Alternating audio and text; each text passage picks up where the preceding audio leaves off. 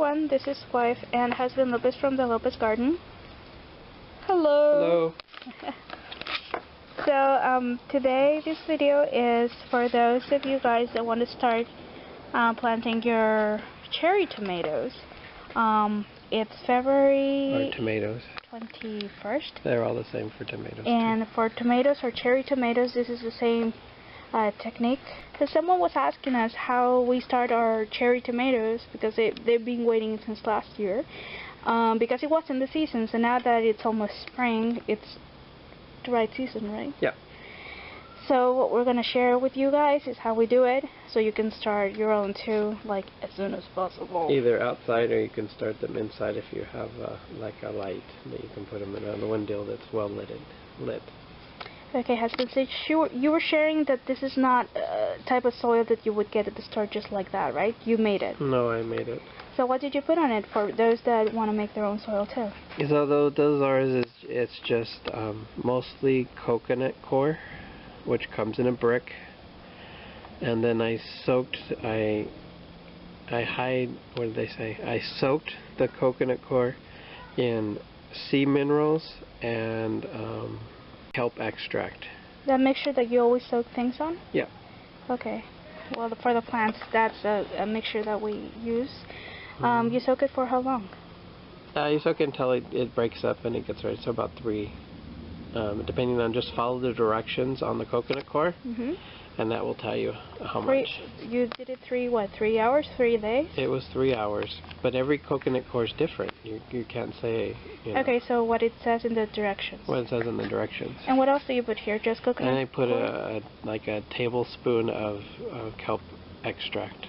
Aside of in the mixture or in the soil? In the water, and then you put the brick in the water to soak it up. Okay. What else does the soil have? And then it's mixed with a really good potting soil. So whatever good potting soil you can get. So coconut coir that's been soaked, depending on your directions, and potting soil. And just about, I would say, 60. Mostly coconut coir would be 60%, and then the 40% would be the good soil. Okay. And that's it? That's it for the soil. Oh, and then you can use these peat. They're cheap, and when you transplant them, you don't have to take them out of the pot. Although I think it's a good idea to go ahead and just kind of take it out of the pot if you can, but you don't have to. It'll disintegrate? Yeah, it will disintegrate eventually. But and then you just plant them without stressing the plant out. Okay, so what example are you going to use to share with our friends? What kind of tomatoes are you going to plant? So we're going to plant for our niece 100 sweet tomatoes, the super 100s, the super sweet 100 tomatoes. Is it the one that we had last year? Yes. Okay, so if you guys want to see how it looked like, check out our video on the channel. It just says sweet 100 cherry tomatoes or something. Then you just put them in there. I put like 4. And then we have lovely hummingbirds in the background. Our hummingbird friends waiting for us so they can get food. So I put like 4 in there. Okay. And then as they grow, I decide who's the strongest, and I get rid of the rest. Because it's only like enough space for one, right? Right, or you can transplant them into other pots if you want. And then you can keep the 4 of them. Yeah, and you can keep the 4 of them if you want. So, and then you cover it, and you just water it a little bit. And you put this under a windowsill, wait for it to come up, about 7 to 14 days. And once it gets about this high, then you have to decide what type of fertilizer you want to use. Use a very weak fertilizer. Do not use strong fertilizer. Preferably organic fertilizers. What I like to use, even though it's organic based, but it's not completely organic. I like to use the Bonnie's plants, what they sell at the big box stores.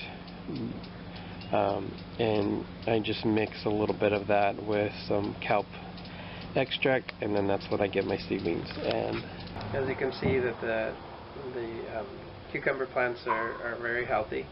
Coconut coir really builds very strong roots, I've noticed.